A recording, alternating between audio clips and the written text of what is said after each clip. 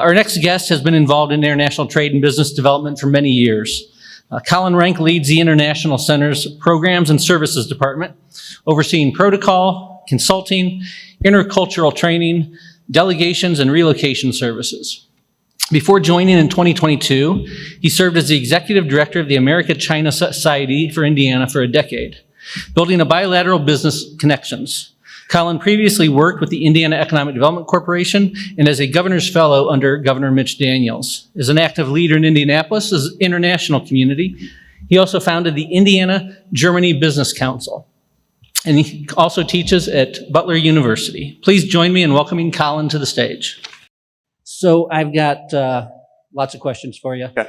but things are changing so fast on the international My goodness. on the international side of things. So take this wherever you think it should go, in addition to the questions that we have. For those that may not be familiar, talk about what the International Center is and its role. Asking the tough questions already. What is the International Center? So the International Center is a 501c3 nonprofit, and our job is to really help take Indiana to the world and the world to Indiana. So we got started in 1973. At that time, the city of Indianapolis was headed by then Mayor Richard Lugar, if anybody knows who that is. And at that time, he found out that there was going to be a conference of NATO mayors coming to Indianapolis. So this is a time before Google, time before Duolingo and all of these things. And so he said, crap, we need to have some interpreters, we need some translators, we need to have a team of volunteers to help welcome some of these guests. So that's the genesis of the International Center. So talk about some of the services that you provide, because you've been doing it for a long time now. Yeah, it's one of those where we kind of joke that there is no 30-second elevator pitch when it comes to the International Center, because we kind of do anything and everything. So I'm going to go through the office in my head. So one of the things we do, as you see up here, we have a lot of inbound and outbound delegations. And one of sort of the interesting things that's going on right now is because of some of the shifts that we're seeing, not only in our state house, but in DC, more of that is coming directly to us. And so I was actually just mentioning to you, being up in Chicago and meeting with some folks at the Czech Republic consulate. And so it's one of those, well, you know, some of the normal partners aren't available. So Colin, would you like to bring 10 Czech manufacturers to Indiana? They're looking at trying to find economic development opportunities. Do you think that would be something that would be valuable? So would that be valuable for you? Absolutely. Okay, so we're going to do that. We do a lot of State Department visits. So anytime we have ambassadors that are coming in or consulates, manage a lot of those relationships. We do relocations work. And so relocations work is really, really important for some of our big companies throughout the state of Indiana. So when they're bringing an executive in from India, for example, where is the best neighborhood in Indianapolis for them to go? I do not have a clue. Exactly, right? Similarly, if we were going to go move to India, what's the best place in Mumbai for us to live? Not a clue. Not a clue, okay. So our job is to help them find the right houses for their families, neighborhoods, schools for their kids. But it's also a little bit more than that, trying to explain the healthcare system. I don't know if anybody knows how that works, because I don't really know.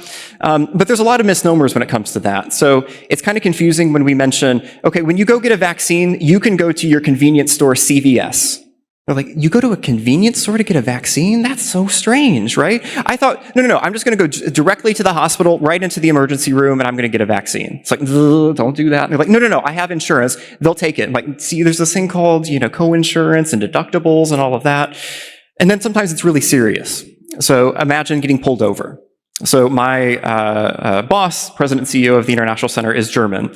So long ago in Germany, when a policeman is pulling you over, he doesn't go behind you, he goes in front of you to find a place for both of you to pull over. Then you get out of the car, you both approach each other, and then you ask for your ticket. Imagine what happens when an international executive gets pulled over by the police, right? And they are, why is this, person, not going around? Okay, well, I'll just stop. I'll just get out of my car and approach the police officer.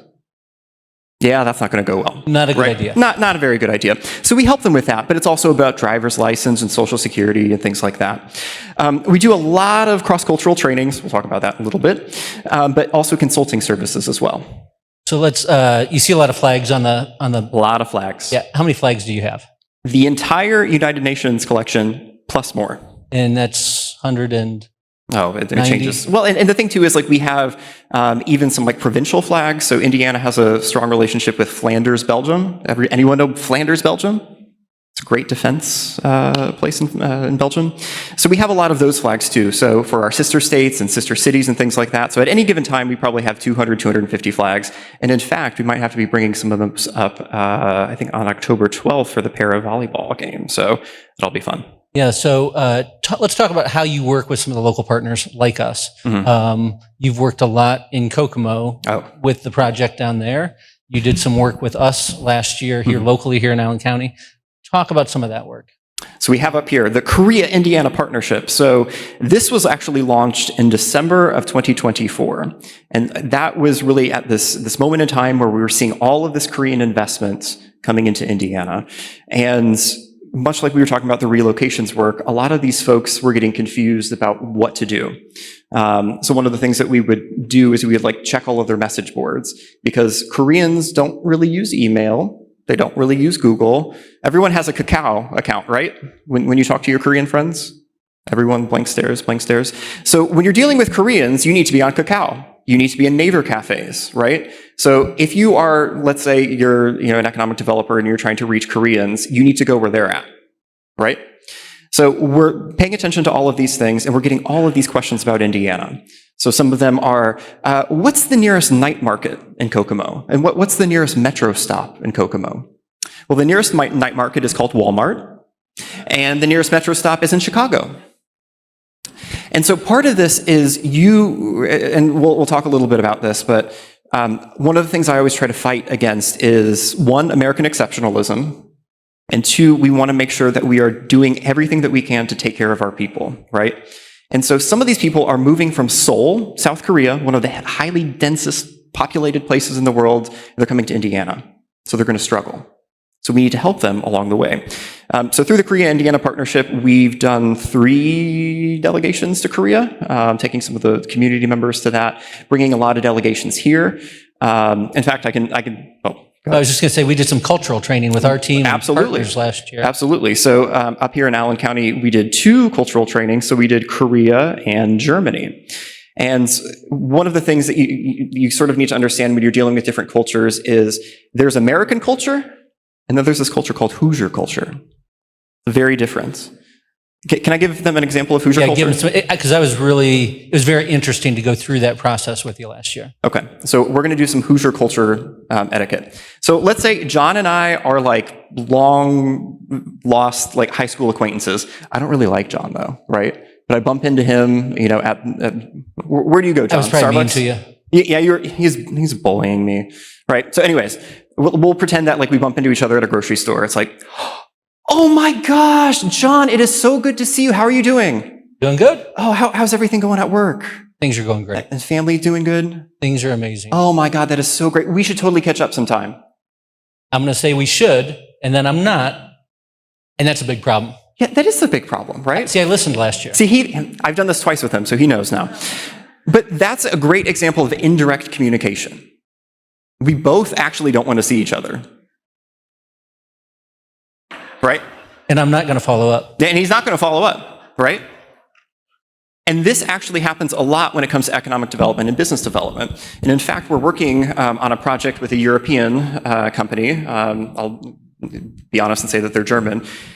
That level of things can be very confusing. So one time we were sitting down in a negotiating space, and the Germans were just listing off all of the things that they wanted. I want a daycare here. I want the road moved here. And all of the Americans are like, oh, yeah. Oh, sure. Yeah, we can do that. Yeah, absolutely. Whatever you want, we'll do it. And then once the contract came, the Germans were like, why is none of this in there? They're like, oh, well, yeah, actually, we kind of had to like change this, blah, blah, blah. And they're like, remember face to face, you looked me in the eye and said yes? Well, the thing is, in Indiana, yes means I hear you, not I agree. And we do this also where we avoid no at all costs. So when you're dealing with Europeans, they appreciate that direct language. They appreciate it if you just say, nope, that's off the table, or yes, we can do that. So being very direct. Very direct. Now, the other side, you can deal with Koreans or Chinese or Japanese, where there's a little bit more indirectness with everything. The way that you choose language matters so much. And one of the things that we do here a lot, not just in the Midwest, but in America, is we over-exaggerate things. So World's best education. World's best. He paid attention to the training. So I'm not going to name the community, but it was a community in Indiana, rural, and they were trying to attract South Koreans. And they used some language in their marketing materials, all in English, and it said, "Our community, our public education system is unique and world-class." Do we think rural Indiana has a world-class public education system?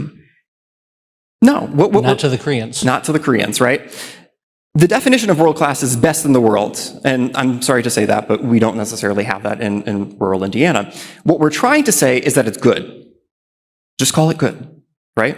If there's a ranking associated with it, say what the ranking is and leave it alone. But there's also a problem with unique when it comes to East Asia. See, with East Asia, it's a herd mentality. They all want to go together. So, for example, we have in Kokomo, Star Plus Energy. So Star Plus Energy is a joint venture between Samsung SDI and Stellantis. They put their location in Kokomo. Where do all the suppliers go? Kokomo, right? They want to be there. If Kokomo is good enough for Star Plus, Kokomo is good for me. So let's talk about that piece, because we've had 13 site visits from international companies this year. Yeah. Put that in perspective, and that's 13 more than we've had in a lot of years. Put that in perspective to what's going on in the rest of the state and what you see over the next 12 months, let's say. And I know that's a loaded question because you have no idea what's going to happen tomorrow. Well, and part of this herd mentality is a good thing, because if there are positive interactions with international companies in Fort Wayne and Allen County, that's going to lead to more business, right? So when all of these FDI companies are coming here, and you had said a lot of them were just kind of falling in your lap and just lots of great opportunities. They're finding us. They're finding you. That's because of some of the great momentum that you were creating, right? So one, that's a good thing. But with this, it's been interesting, and we were sort of talking a little bit before, Indiana's changed, right? The economic development landscape of 2024 is not the economic development landscape that we have in 2025. It's more incumbent now for local economic developers and regional economic developers to do a lot of the heavy lifting themselves. They can't rely on the state, they can't rely on other resources to really have those leads driven. So it's, again, more incumbent for you all to be more active and engaged with that. And what I'm seeing throughout the state of Indiana is it is more FDI.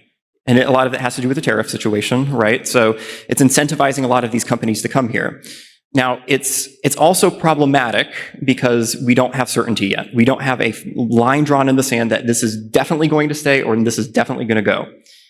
Some of the things that we're seeing a lot of is Swiss companies. So actually, per capita in Indiana, we have a tremendous amount of Swiss investment in Swiss companies here.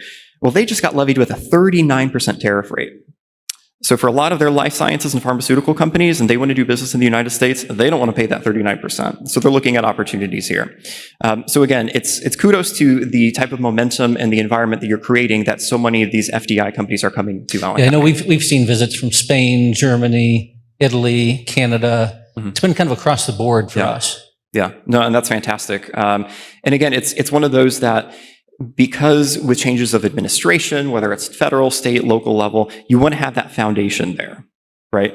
So you talked about, when I mentioned to you earlier about them just finding us, and you mentioned the momentum. Talk about what communities can do to place themselves in a position to attract global investment.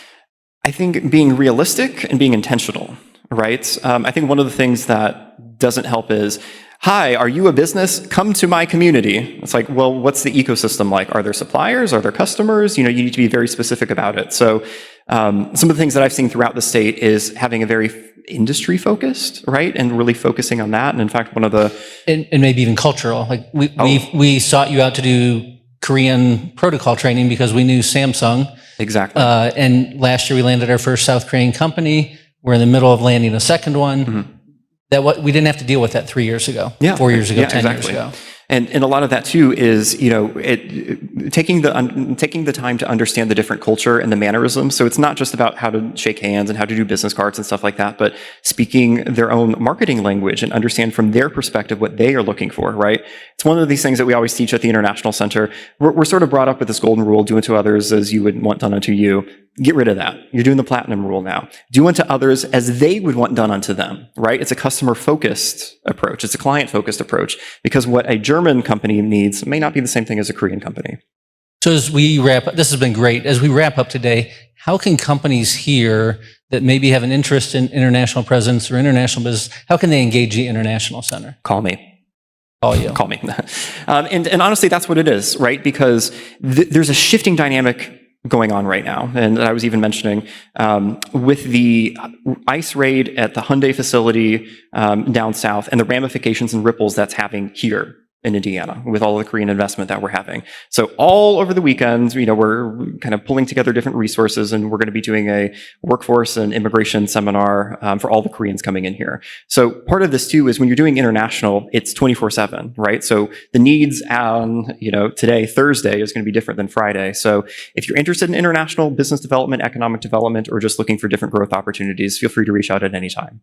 Colin's a great resource. The International Center is a great resource. Thank you to then Mayor Lugar for creating it. We can make sure there's information out there for you. You can find them on the web.